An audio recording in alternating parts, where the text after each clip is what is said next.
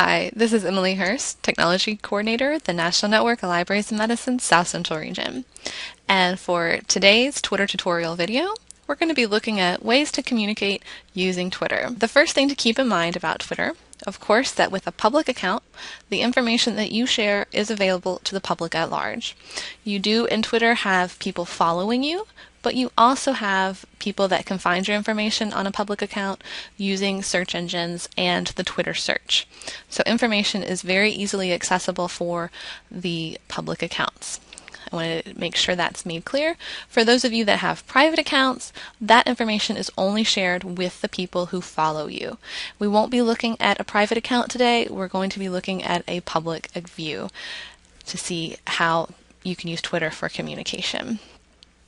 The first thing I want to show, of course, is that on the right-hand side, this large column, this is showing me the tweets that are coming from the individuals that I follow. So we have lots of information coming from all around, all the people that we follow. On the left-hand side, we have an area where we can compose a new tweet. So let's go ahead and compose our first public tweet. Before I begin typing, I want to draw some attention here to the area where it says 140. In Twitter, you can communicate using 140 characters or less. And as I type in this first tweet, you'll notice that this indicator will change and we'll see the number get smaller since we can only send out so many characters. So let's say the simple letting people know that we're enjoying the account. You notice the number was decreased. This counter exists to help us use Twitter. Again, 140 characters is the limit. As you get closer to that number, the indicator will become red and let you know you're running out of characters. Once you go over the tweet cannot be sent out, you will actually have a negative number in that area. And what we can do then is see how we can modify our tweet before we send it out. So let's go ahead and send out our first public tweet. And Twitter sends us a message to let us know the tweet has gone out. And this is our first public tweet, enjoying the new Twitter account. And once that tweet has been sent out in Twitter, once we hover over it in this area, we have the ability to delete it if we need to. So we can make a correction or take it down entirely and start over. Let's look at this first tweet here. It's a video that has to do with the death of a loved one can lead to medical problems. Once we hover over any of these tweets, we can see that we have some options that begin appearing. Maybe we want to reply directly to the NNLM SCR about this tweet and tell them what we thought or give them some additional information. We could reply and say we appreciate them sharing this information. And just like when you send off information in any form, there has to be an address. And in Twitter, that is the Twitter username plus the @ symbol, which appears here. Unlike other communication forms, in Twitter, that address, if you will, is included in your 140 characters. So in any reply message where you mention a user's name, you will be restricted. You'll have even less characters to work with. So that's something you might notice here in the box that lets you know how many characters you have remaining. So let's go ahead and send this tweet to the NNLM SCR. You notice below here this is the original tweet and this is our reply to it. So let's go ahead and hit tweet. Our tweet to that user has been sent out. We can scroll back up to the top. And what's nice about Twitter is it tries to keep the information organized for us so we can actually view this stream of communication. The NNLM SCR sent a tweet and we replied to it. They may reply to us and the conversation can continue right here on Twitter. But let's not forget, it's just like having a conversation in a public room. Anything you say can be seen by other users of Twitter or even on the internet. Let's go ahead and think about some other ways that we can use Twitter for communication. We have replied to someone, but what if someone shares information and we want to share it again? The way to do something like that is to use what's called a retweet. And this allows information to be transmitted from original source to people that follow us. So we're going to be looking at using the retweet option. This is a very popular option in Twitter. And we're going to share this information about databases published for food data and more for our researchers from the NIH. Let's go ahead and hit retweet. What's going to be happening is our followers will now receive the same information from the NIH ODS. And what that means is that even if our followers do not follow the NIH ODS, they'll be getting the information, and it's something that we wanted to share with those people who follow us. So the thing that you will notice about the built-in retweet from Twitter is that you're not actually allowed to make any kind of modifications to the original tweet.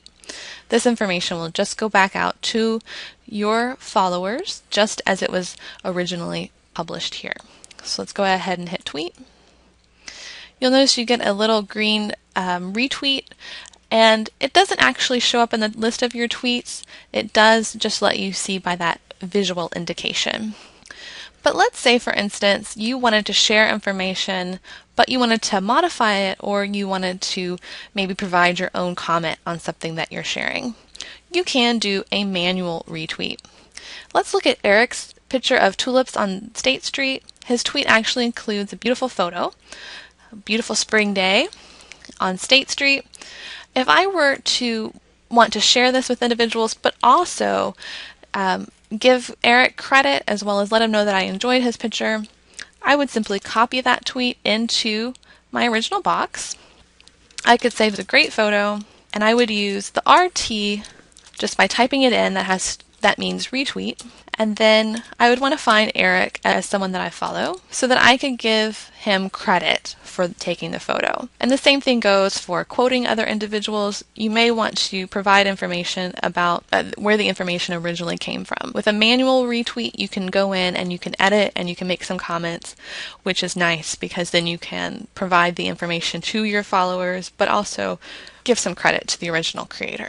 Let's go ahead and hit tweet, and that has been sent out, but we're also giving Eric some credit so that people know he took the photo. Another way to provide information to others, again, when you're at a conference, you're going to be hearing lots of information, lots of new topics, lots of information that you hopefully want to share with other individuals, but you do want to make sure, if possible, to give them credit. So let's scroll down and look at something from a group like the NLM SCR again, tweeting some health information about PTSD with 911 dispatchers. And actually in this tweet we can see that they're providing information to this study, and they're providing another username here. And this likely means that the information came from this original source. And you can do this in Twitter. You can also do this on your own when you create a tweet. Let's say we want to talk about this study in our own tweet. We can use some kind of known uses in Twitter have to do with things like via, and we can type in SCR, but it also came from Health Finder. So we want to make sure we can actually include both.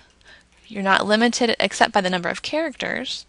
Go back down to that tweet, and there was a URL on there. I want to make sure I copy that URL because I want people to link back to it. And I can include that in my tweet as well. So now we have a tweet that's a little bit different than a retweet. We're kind of sharing the same information, but we're saying that we got it from these two sources, and we can even edit the original information further if we had trouble fitting it into our 140 characters. So it's another way to share information, just to use the via and the username of the person you heard the information from. Let's go ahead and send that tweet. Our tweet has been sent, and here we have two usernames included on that tweet. You can also use additional configurations. We had via. Another one that's very popular is HT, which typically stands for heard through. And let's do heard through. Looks like Michelle is sharing lots of information about the surveys and things that are happening for MLA. So we can do heard through. We could probably have something more to say, but this is just an example of using the HT as a heard through tweet.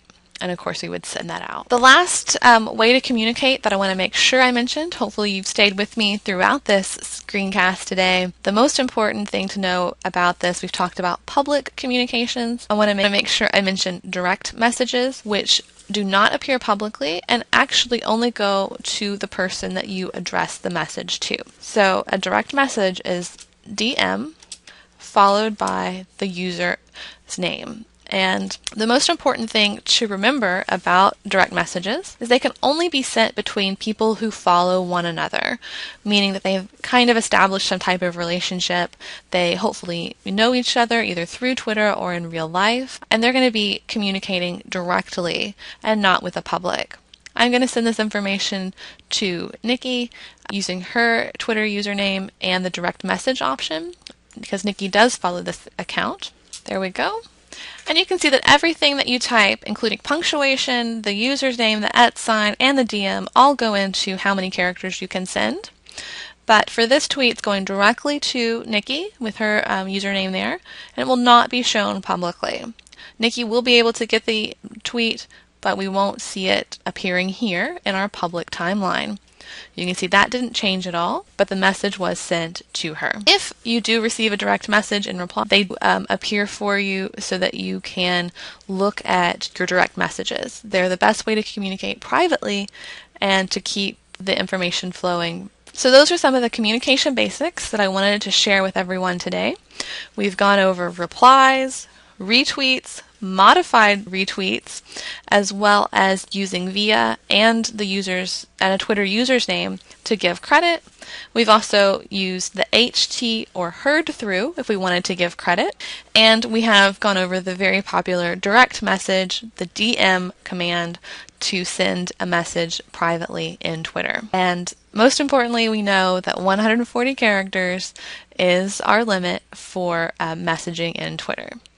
I hope you have enjoyed the screencast for this topic, and don't forget to check out the rest of the videos and the links in the Twitter tutorial. And you can always ask us using the Ask Us link and communicating with us directly. And look forward to seeing you at the Tweet Up in May. Thank you.